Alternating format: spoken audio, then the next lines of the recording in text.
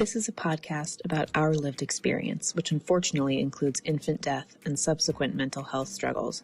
Please take good care of yourself and only listen if this content feels safe for you right now. We'll still be here when you're ready. The death of my son, moving 3 times in 6 months, my parents' divorce, my husband's job loss. I was, 12 weeks postpartum. My then husband came out to me as transgender. And just a couple weeks later, our son suddenly died. The planetary placements will spark fresh thoughts around philosophical concepts such as luck, karma, and responsibility.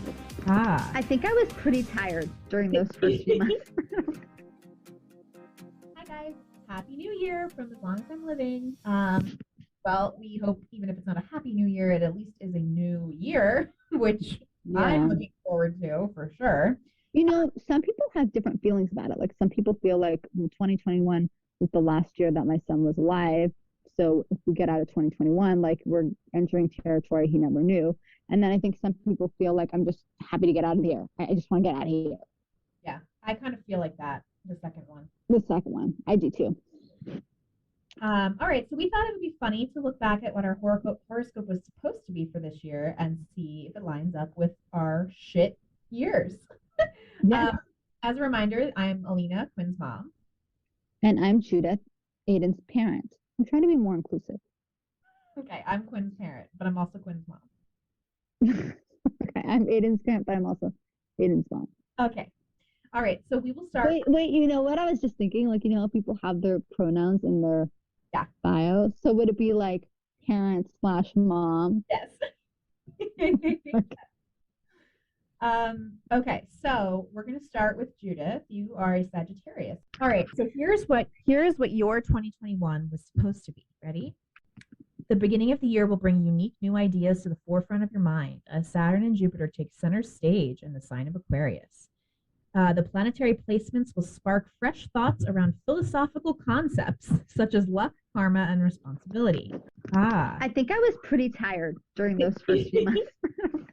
2021 is sure to bring you a big dose of personal evolution and perhaps even brilliance, though this may not always come about in a gentle way. Wow. Ooh. This says, since your planetary ruler Jupiter will be hanging out in Aquarius, you may be forced to evolve in ways you're not expecting. It will be an especially karmic year for you, so boldly face any head-on challenges or lessons the universe sends your way. Well, that's kind of true. Yeah. Cool.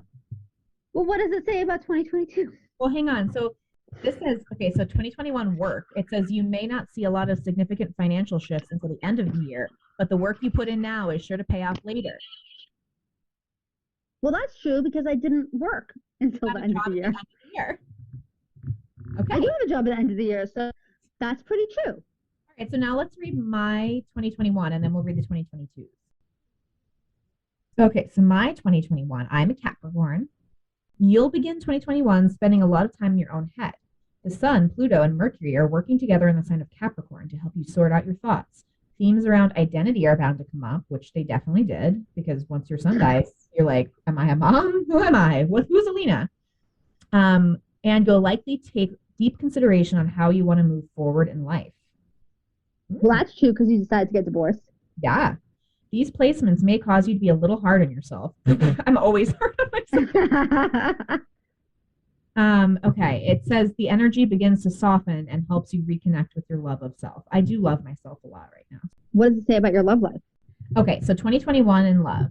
As the year kicks off, your standards and matters of the heart will be elevated as the Sun in Capricorn prompts you to analyze your own self-worth and leave behind those who can't appreciate you for the glorious goat you are. Wow. Ooh.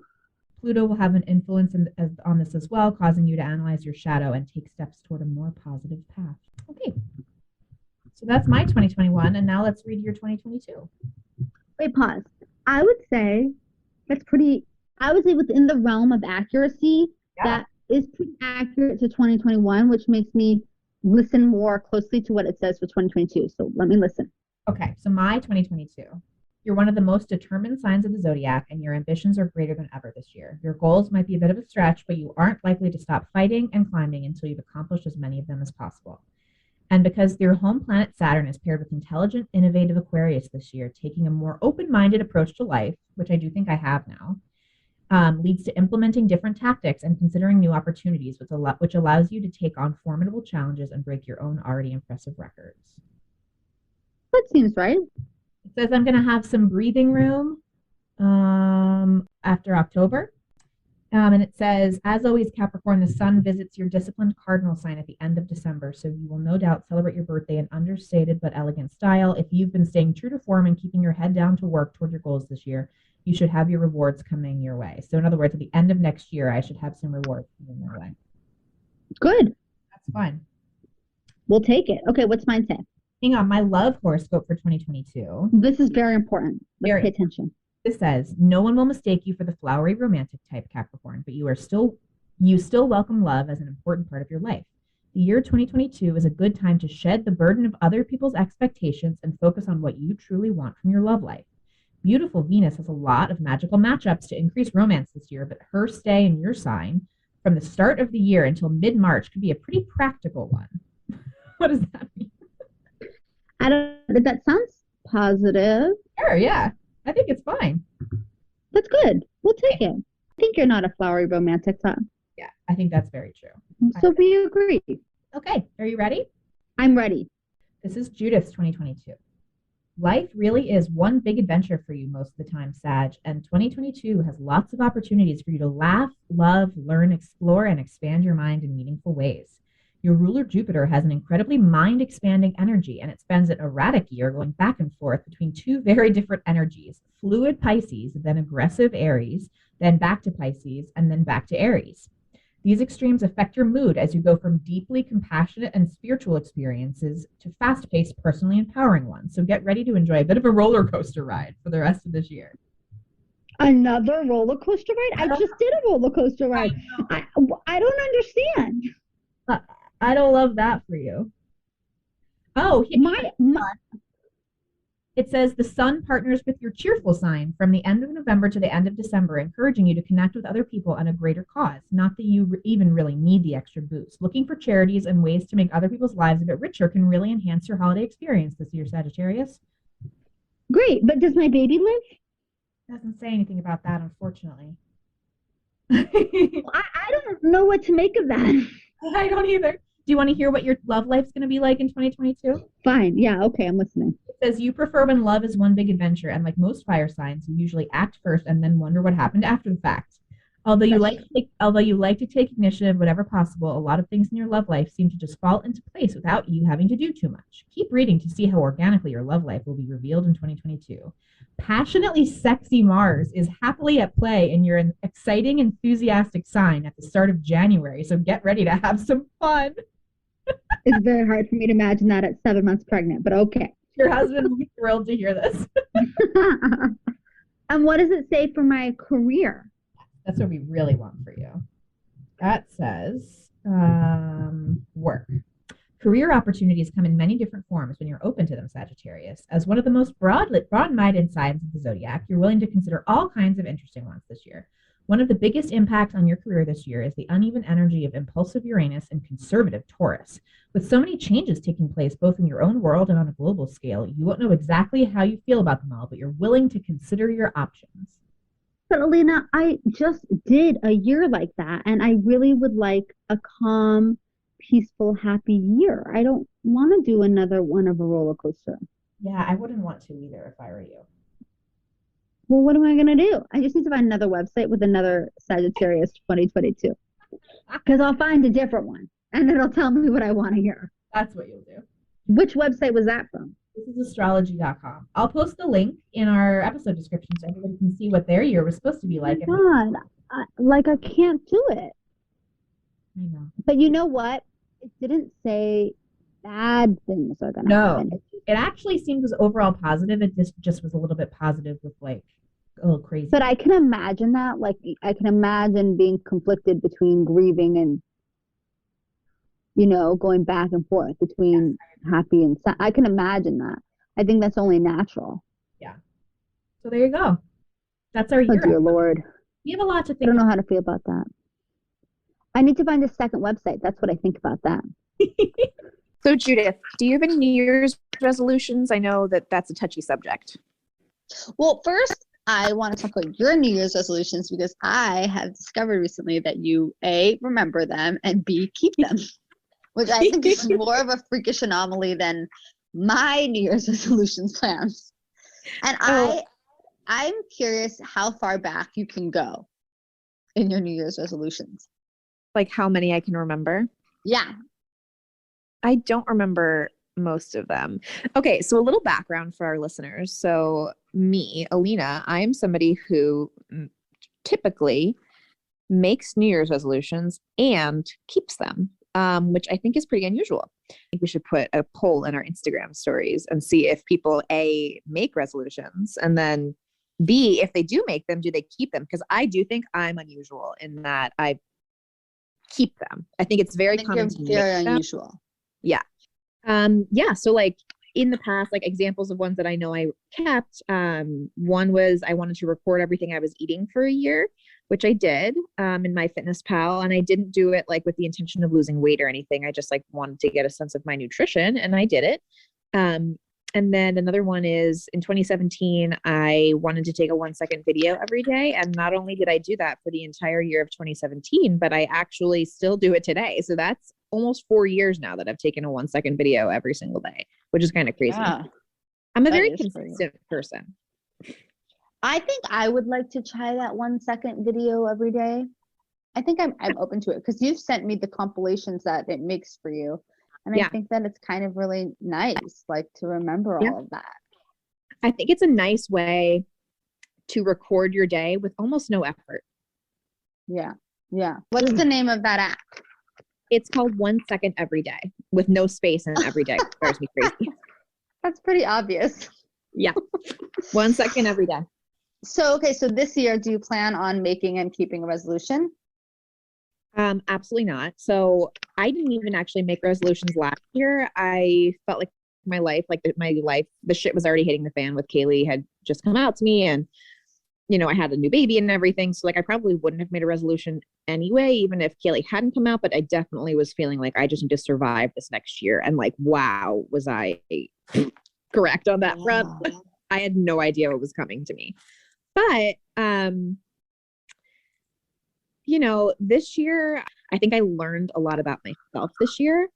Like, I feel like I know who I am at a really core level, and I learned how to take care of myself really well this year because I had to, or I wouldn't survive. And I want to take that into 2022 and into the rest of my life, and hopefully leave behind a lot of the suffering that I experienced in 2021. I won't be able to leave behind all the pain because like one will still be gone, but I would like to leave behind the suffering and take with me the knowledge and the wisdom and the, you know, self-care and the love for myself. I do have a lot of love for myself right now. So that's my plan. It's not a resolution per se, but that's my thoughts heading into the new year. That sounds awfully resolution-y to me.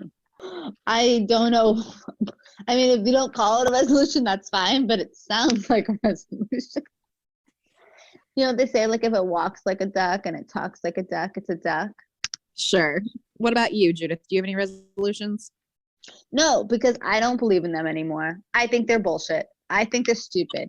And I have decided that, well, I never remembered them anyway. Like I never got past January to begin with. So it's not like I was even good at them. But I just feel really, actually almost angry at the idea of resolutions because I feel like I'm just doing the best I can to get through every day. And I'm doing the best I can to be like a positive and continuously be a kind person despite all the hardships that I've experienced. But I feel like to ask myself to do anything beyond what I'm already doing would just be cruel and unfair. And I feel like I just think it's a stupid idea that you're going to make a resolution for a year that you don't even know what it's going to take from you. What if last year we made a resolution to spend more time with our family? Like what a stupid, funny thing that would be, you know? Yeah. Yep. Very true. So it's like, how can you make a resolution for a year you don't know? I totally agree with that. I think that's why, honestly, like, I don't know if I'll go back to doing resolutions the way I did them before. I do think like, I do believe in like self-improvement, but not in the way where you're like insulting the old you or like denigrating the old you. Like, I think I want to continue the work I did this year into next year. And like the year turning over is an artificial, like, you know, That's marker. what I was going to say. It's an artificial marker. And I think it's a privilege. This is what I'm going to say. Resolutions are for the privileged because it assumes that you're going to have the mental space, the time, the energy to dedicate to improving yourself beyond what life already gives to you.